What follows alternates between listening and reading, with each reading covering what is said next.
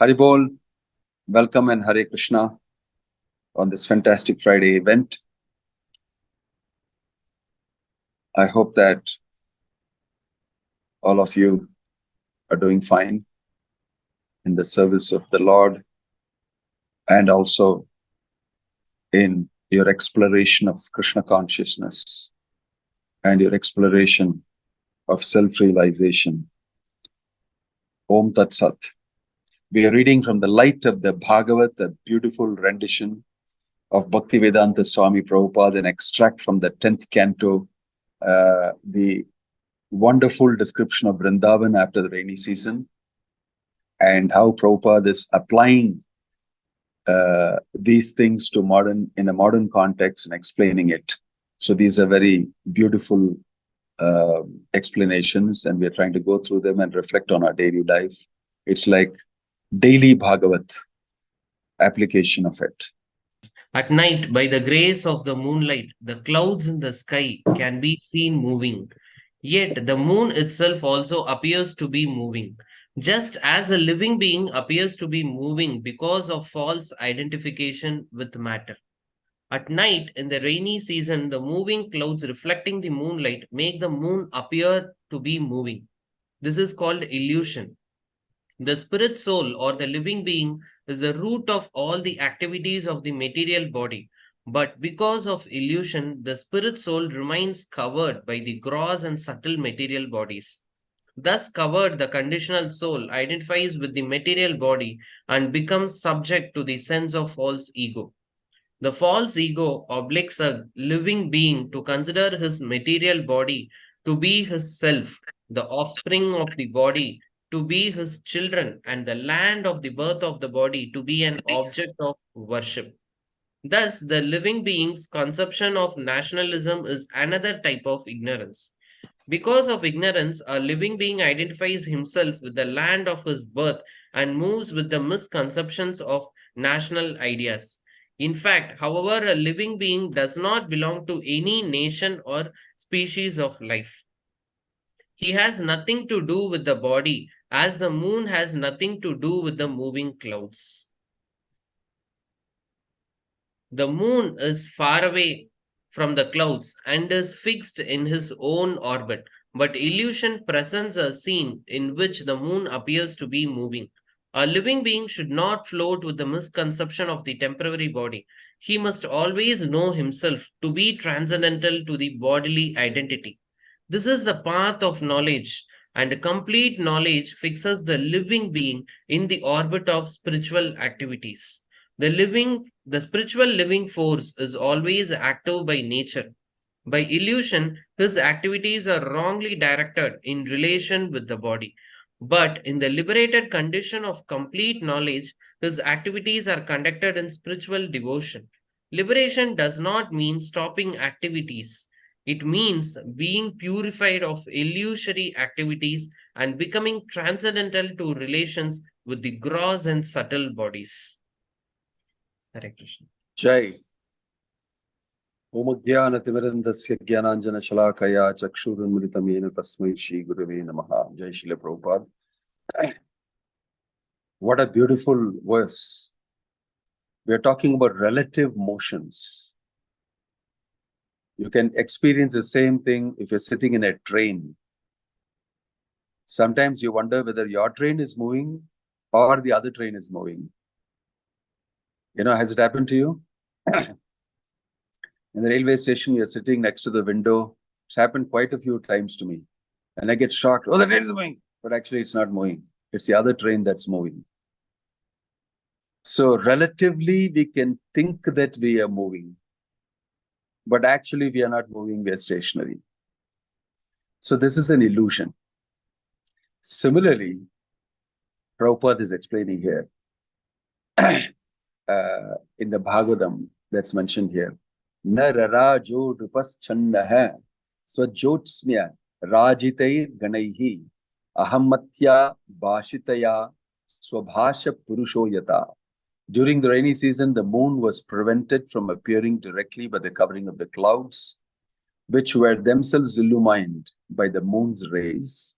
Similarly, the living being in material existence is prevented from appearing directly by the covering of the false ego, which is itself illumined by the consciousness of the pure soul. So beautiful. So this is deep illusion.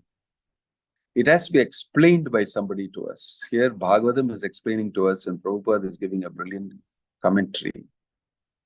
You see that the moon is covered by the clouds, but the clouds are illuminated by the moon. And it looks like that the moon is moving, not the clouds. But actually, it's the clouds that is moving, the moon is stationary. So the soul is surrounded by material activity. Krishna explains it in the 13th chapter. Kshetra kshetra gnayor jnanam yattad jnanam matam mama. You must know the kshetra, the field of activity. And Prabhupada explains in the purport, you must not confuse the painter, the painting, and the easel to be one. Very brilliant explanation Prabhupada gives there. There is the painting, the painter, and the easel in which the paints are mixed before it's applied. Three different things. Krishna explains that there is the field of activities, the kshetra. There is the kshetrajna, the soul, who is placed inside the field of activities. And there is the activity itself going on like a flux. Karya karna kartritve hetur prakriti ruchyate. Purusha sukha dukkhanam bhoktritve hetur ruchyate. Very beautifully explained. Nature is the cause of karya karna kartritve. The cause of something happening in nature, right? And the working of it that's happening, and the person who is doing it. All this is because of material nature. The Purusha, the soul, who is inside that situation, can only experience sukha dukkha from that activity. He is not actually doing. He is not the main person. So we think that we are the body, I am the doer, and all that. But actually, you are only the experiencer. From your karma, what you have to experience, you'll experience. So it's very amazing that we think we are the doer. We identify with the activity so much. We think we are the material situation's identity. We are the body. I am a great orator. I am a very rich man. I am very beautiful. I am handsome. I am a great actor. I am a great cricket player. I am a great commercial businessman online. I know everything about social media, All this is the clouds around the moon. It is moving. The clouds is moving. And you are thinking, I am that. But you are the moon. You are the solidly situated, immovable, changeless core, the moon. It's relative motion. When things are moving around like a flux around the constancy of the soul should not think that I am that. That is the great illusion. And although we know theoretically this illusion also, we are part of it, we partake in the illusion and we enjoy that illusion. This is the amazing thing, right? So Krishna is reminding us, and extensively he explains that in the 13th chapter, in the 2nd chapter also. 13th chapter, he splits it down and goes into deep physics and explains how matter works, how you are stuck inside matter, how you think you are part of this material establishment, and which you are not. You are a different reality. So the mechanics of it, Krishna explains in the 13th chapter very nicely. This illusion of thinking I am the material aspect, this illusion of thinking that I am the body, I am the mind, I am the intelligence, is the greatest illusion. And if you try to sort it out by using your mind and intelligence, again you fall into a deeper illusion. because that mind and intelligence are themselves part of matter, your material subtle body. So you get stuck inside again and again thinking, because if you have to think about this, you have to think about it with this mind and with this intelligence. You get excited about it, but again you get illusioned. Because, it's like trying to ask you to catch hold of your hand with your hand. Please lift your right hand, hold your right hand with your right hand. It's very difficult for us to hold our hand. Similarly, it's very difficult for us to use our mind and understand illusion, because our mind means illusion only. This is a challenge. Therefore, when you wake up spiritually, when you know I am spirit soul, by chanting Hare Krishna, Krishna Krishna, Hare Hare, Hare Ram, Ram Ram, Hare Hare, by reading Bhagavad Gita, by reading Bhagavata, by rendering devotional service to Krishna, Krishna gives you the intelligence to understand this is my mind, this is not me. The mind is giving me these thoughts. The intelligence is differentiating like this. And in this way, you can stand apart from the mind and intelligence and watch the function of the mind. This will happen only when you separate yourself from the mind and intelligence and the body and watch the functions of the mind, intelligence, and body. Because I am spirit soul. When that type of activity occurs, then you can understand the illusion. You stand out of the program and watch the program functioning. The software, you have to come out of it. For that, you have to be out of the bodily concept of life, at least theoretically. So this is very exciting. Explained very nicely, so sweetly by Krishna in Bhagavad Gita.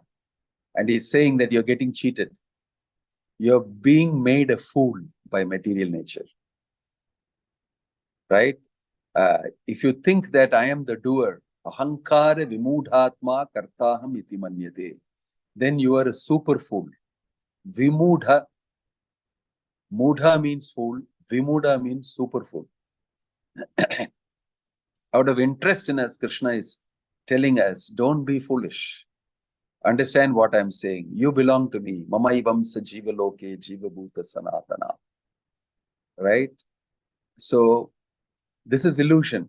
We live constantly in the delusion from morning to night. We worry about so many things.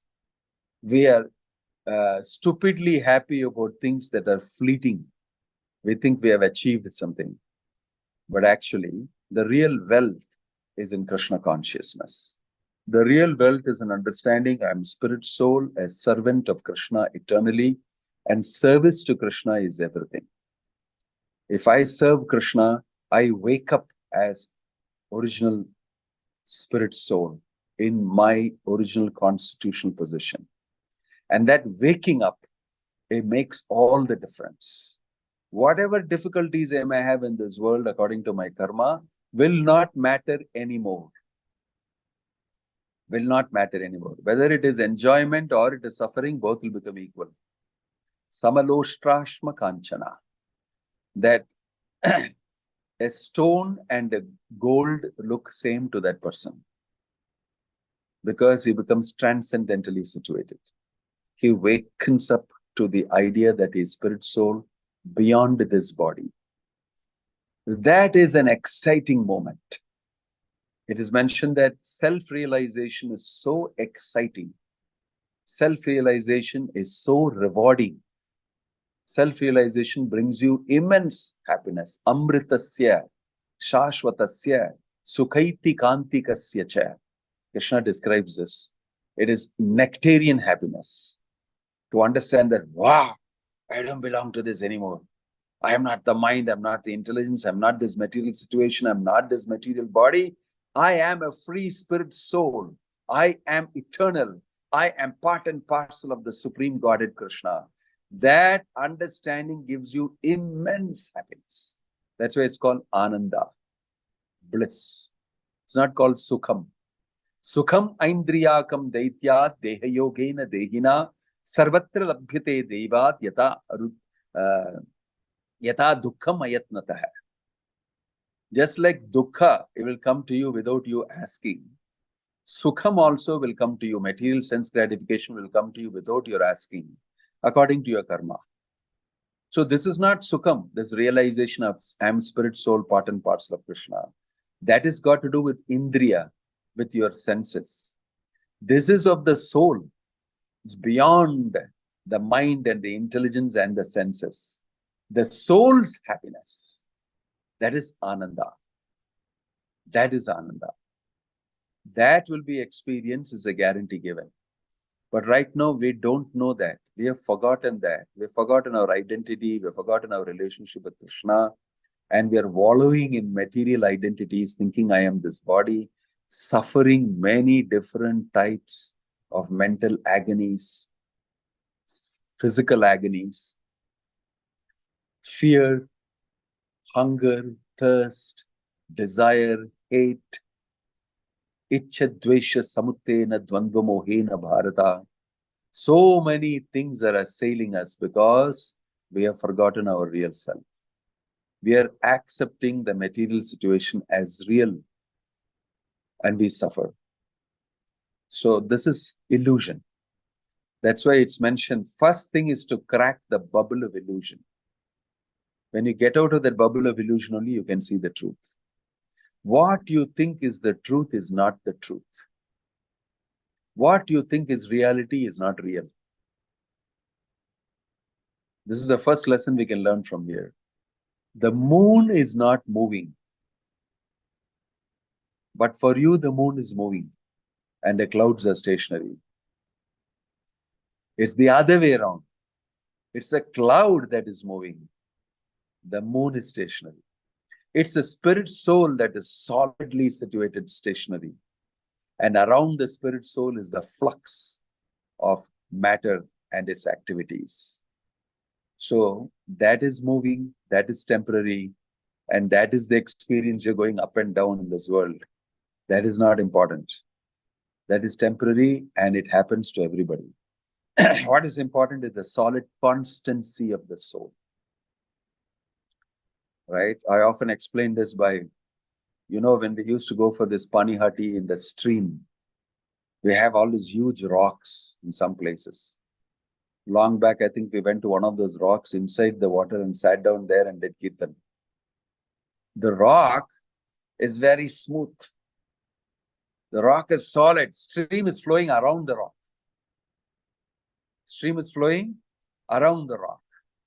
But the rock has never been affected by the stream. Instead, it has become smoothened by this stream. So the spirit soul, if he understands, he will become, a rough edges in him will become smoothened by material nature. All the left, right, center, you get fried in material nature, you simply stand there only. You'll become smooth. And you'll be a solid rock sitting there. The things around you are flowing. Water is flowing. It is ever changing. But you will be the solid rock sitting in between. And chanting Hare Krishna, Krishna Krishna, Hare Hare, Hare Ram, Ram Ram, Hare Hare. Because that is the reality. Solid rock reality. Not the temporary flowing, temporary situation around you like the waters flowing around the rock. Right? So you are the rock. You are not part of the water. If you are the water, you have to keep watching and keep changing. You keep changing all the time and you keep watching that. There is all this flotsam and jetsam that floats on the water. Sometimes you have a dead body coming. Wow! Sometimes you have a rose coming. Sometimes you have minerals coming. Sometimes you have a gold necklace coming. Sometimes you have all stinky stuff coming, urine, stool. You get all sorts of things coming. You get moved by all these things. But you are not this temporary movement. You are the solid rock which doesn't move. All these things are temporary. They have no relationship with you. You have relationship with the constancy of Krishna. You are constant. You are absolute, part and parcel of the absolute truth. The Hare Krishna Mahamantra is solid rock. And if you chant the holy name, you will remain like the moon, constant, without any shaking, giving illumination to everybody else. Om Tat Sat. Think about it. Hare Krishna. Any question or comment? Such a beautiful verse.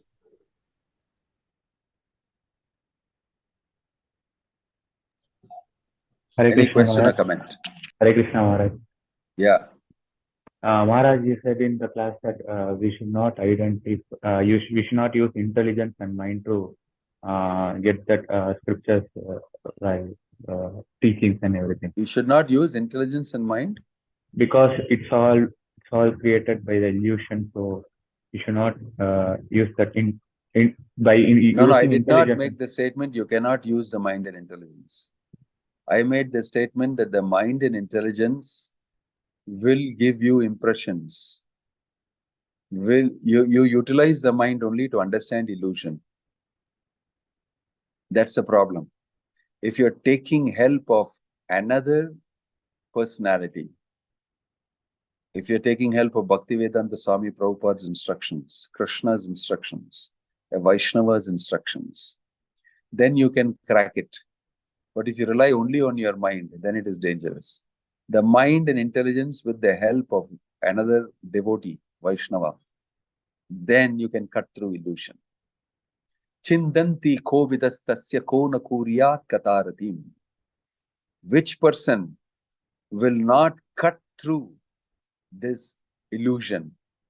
Chindanti, using his intelligence, inspired by Krishna, inspired by the Paramatma in the heart, inspired by the words of a pure devotee. So that is the methodology.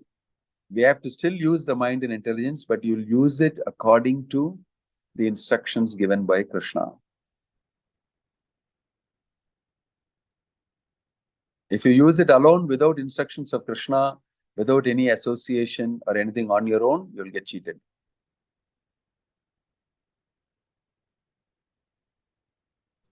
Hare Okay? Krishna Maharaj. Yeah. Please accept my humble obeisance, Maharaj. I just May want we to ask. see you? May we see you? Yeah, yes, Maharaj. Hare Yeah. Krishna Maharaj. Yeah. Maharaj, I just want to ask a small question, Maharaj. Whenever we try to chant, it's always the mind disturbing us. Yes. Creating some kinds of thoughts. My mind is wandering from here and there. So in that particular time and particular circumstance, what I need to do so that I can just focus on my chanting and do my sadhana? You have to tell yourself in the 6th chapter, Krishna says, Yato yato manas chanchalam astiram tatastato niyamaitat atmanyeva vasamnayat. He said, whenever and wherever the mind wanders due to its unsteady nature, yato yato manas chanchalam astiram tatastato niyamaitat atmanyeva vasamnayat. Then and there you pull it back under the control of the self. If you practice this, it's called abhyasa. Abhyasena tu kaunteya vairagyena chagrityate. If we constantly practice this, then Krishna is saying, gradually it will come under control. This is called sadhana. Okay, Maharaj. Yeah, there is no other go, there is no other shortcut. Of course, there is mercy of Krishna. There is mercy of Vaishnavas, right? We stick to them and we chant in the association of Vaishnavas and we try our best to stop the mind from proposing something different. Repeatedly, if you beat the mind and chant loudly Hare Krishna. In Giriraj Swami in Bombay told Prabhupada, I am feeling very morose sometimes. Prabhupada said, loudly chant Hare Krishna, it will go away. So you engage in kirtan, loud chanting of the holy name along with others, this will actually get wiped out. Loudly chant the holy name, it will get wiped out. Loudly read the Bhagavad Gita and the Bhāgavata, it will just run away. It's nothing. It is just scaring you. Thoughts are thoughts. You are not your thoughts. You are not the mind. You are spirit soul. So mind will keep saying something. Poda. You keep talking something. I don't care. If you start neglecting the mind, neglect is one of the best ways to treat the mind. Right? Okay, Yeah. Maharaj. Thank you. Thank you. Thank you so much, Maharaj. Amrita Krishna Nama Prabhu, if required, like while traveling for office and bus, can we chant in mind? Then what is the technique to do it? Why you have to chant in the mind? Why you have to chant? Why don't you open your mouth and chant while going to office? Who is going to disturb you? Put 2 earplugs in your ears and then chant Hare Krishna, Krishna Krishna, Hare Hare, Hare Ram, Hare Ram. Hare, क्या कर रहे हो यार तुम? मैं जप कर रहा हूँ यार, मैं meditation कर रहा हूँ, हमको अकेला छोड़ो बोलो. I don't want to talk to you now. I'll come to the office and talk to you. This is not office time. Bolke, if he's disturbing you too much, go and sit in the front next to the driver. That's what I used to do. There is a lonely seat there. Nobody will disturb you. Look in the front and then put earplugs in your ears. Happily chant. Give the driver some Mahaprasadam and go. He will like you very much. He will reserve the seat for you. Look after yourself. Why chant in the mind? Chant loudly. Whom are you afraid about? The air belongs to you. The space belongs to you. Go ahead. Do it. Yes, sir. Don't Thank you, Maharaj. subject the chanting of the holy name to so-called worldly etiquette and what other people will say. To hell with what you say. I am going to chant. In fact, you should also hear it. You will also get benefit. Okay? Don't chant in the mind. Mind chanting is dangerous. Mind chanting is meant for very advanced people who have conquered the mind. Till you conquer the mind, don't do mind chanting. Do physical chanting and hear through your ears. Okay? Right. Gopal Krishna Karuna, Hare Krishna Maharaj. My question, soul is entangled with the body, trying to understand himself through developing faith with help of intelligence in the subtle body, which we carry out, whether faith is not from soul level or intelligence level, how to understand that faith in a way of Shastra view. Why do you want to involve yourself in so complicated thinking? Whether faith is on the soul level, on the mind level, the intelligence level, the body level. Faith is faith. Adav Shraddha. If you go to the 14th chapter, Krishna will explain, Prabhupada will explain the purport brilliantly what is faith. I'm sorry, I think 17th chapter. Divisions of faith. You go to that chapter and you read in the first, second or third shloka purport. Prabhupada will explain, faith comes from the heart. It has nothing to do with the mind. Right? And the faith can be influenced by the modes of material nature. Right? When you are transcendental, means the modes are not affecting, then you are purely influenced only by Krishna. That time the faith has become crystallized. But Adav Shraddha means initially you have a little faith in Sattvika Guna. Try to maintain yourself in that position. Try to execute devotional service. Get up early in the morning, chant Hare Krishna. Do your puja. If at all there is something that you need to do, read Bhagavatam, Bhagavad Gita. And in this way, gradually you can develop that faith to be transcendental. The more you read, the more you use your intelligence to understand Bhagavad Gita, the more the faith will become fixed. The more you indulge materially, the more the faith will become weakened. Okay? You read that portion from the 17th chapter and you'll get to know more. Om Tat Sat. Anup. Hare Krishna Maharaj. Yeah. Maharaj, sometimes in life we have to take some decisions, and spiritual authorities can't give direct decisions for us, and then we have to use our own mind and intelligence, which is stuck with material things, and it becomes very confusing to take the decision whether we are right or no, and it depends, our whole life will depend That's why you must consult. You must consult and discuss with your spiritual authority. This decision I've taken, is it okay? It is always good for you to make a habit of trying to make your own decisions, because you're an individual person. You are only supposed to be guided by the spiritual master. You're supposed to be guided, not that they should make the decision for you. Then who are you? Why are you existing then? Because only then you will learn how to make decisions. Only then you will become comfortably situated in Krishna consciousness. So therefore, you make decision and bounce it off your authority. Is it okay? They will give their comment on it. Even Krishna gave his decision only to Arjuna. He did not say, he said, it is my opinion that this is what it is. He explained that. Matam mama. It is my opinion. He explained to Arjuna. He didn't say that you must follow it.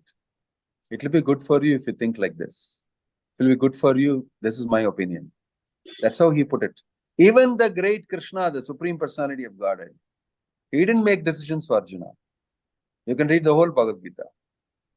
So Arjuna kept asking questions and bouncing off Krishna. And then he came to an understanding. And then he acted. So if you look at the history of the conversation, you will see it is not Krishna's decision. It is Arjuna's decision. Krishna has strongly influenced Arjuna.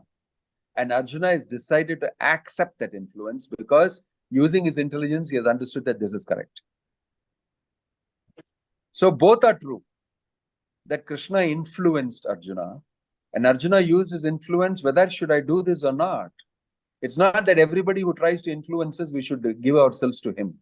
If Sadhguru is telling that I don't read Bhagavad Gita, I don't read this, I don't this, and he's talking about Krishna, to hell with you, I will not listen. My intelligence tell me I should not listen to you because you don't know Gita, you don't know Krishna, you don't know spiritual life. So that's the intelligence you will have. Because if you not read Bhagavad Gita, then you will go and follow him with the limited information you have. So it is like bouncing and coming like this and maturing up, to and fro. You must do that. That is how every decision is made in this world. It's not that every decision that is made is correct. But over a period of time, you become more mature and you make right decisions. Everybody's life like a spiral that goes up. It's not a straight line zoom like that. Okay? Right. Divya Prakash. And then Sarathi has asked a question here. Hare Krishna I Maharaj. have to go. Yeah. Yes, Maharaj. I just want to give a comment, Maharaj. Like you said, we are in the indulge of thinking we are this body, we are this mind, right? So before coming to Krishna consciousness, I met an accident, Maharaj. So in the head, I'll be having a big scar. So before coming to Krishna consciousness, I was worrying that. So I got this. So I was so worried about whether to get a plastic surgery or something or what to do like. But after coming to Krishna consciousness, I got a knowledge that we are not this body. It given me the immense relief. Oh, we are not this body. Just happened like this. So yeah. So that I want to. Anyway, the hair is grown and covered the scar also. I did not know that you have a scar. Yes, Maharaj. Yeah, that's all. The Yes, hair Maharaj. grows and covers the scar. What does it matter if we have a scar? Right, Sarathi. Can Anartha Nivritti, Bhajana Kriya or any some stages happen simultaneously, Maharaj? Or is it necessary only after one is completed, the other will begin? Well, good, interesting question, but it is not in keeping with what we are discussing today. This is a deeper question. It is from Nectar of Devotion, the reading. And we are having a light discussion here. But I will answer it lightly only, not with detail, because others may not follow. You can separately meet and we can try to answer this. Yes, true. It's Adhu Shadda Tatasadu Sangha Atabhajana Kriya Anartha Nibriti Syat. Then it goes to, Ashakti, Ruchi, then Anartha Nivriti, Ruchi, Ashakti and all that. You see, the qualities of one layer are purifying you into the other layer. And actually, it is not black and white. One is developing while the other is also developing. Like it is saying, when the child is in the womb, will the hands develop simultaneously when the heart is developing? Everything is developing simultaneously. But at the same time, there are certain things which have to develop first, after which other things can develop because they are dependent on the other. Right? So finally, there is consciousness. After the body has come to a certain level, it's mentioned after 3-4 months, consciousness comes. That means the child starts feeling its situation. Till then, there is no consciousness. Because for consciousness to manifest itself materially, the body should be there. So after that only that happens.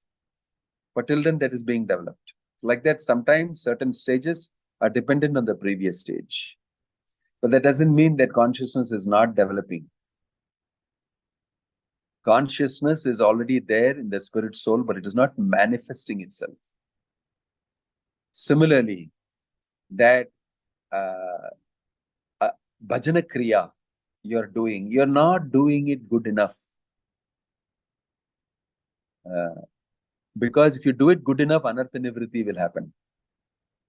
If you're not doing bhajana kriya properly, anartha nivritti will slowly happen. But both are happening simultaneously. Isn't it? So it's not always true that complete bhajana kriya you do perfectly 100%, then only anartha nivritti will start purifying. No. As you're doing bhajana kriya, anartha nivritti is already happening. Cheto darpana marjanam.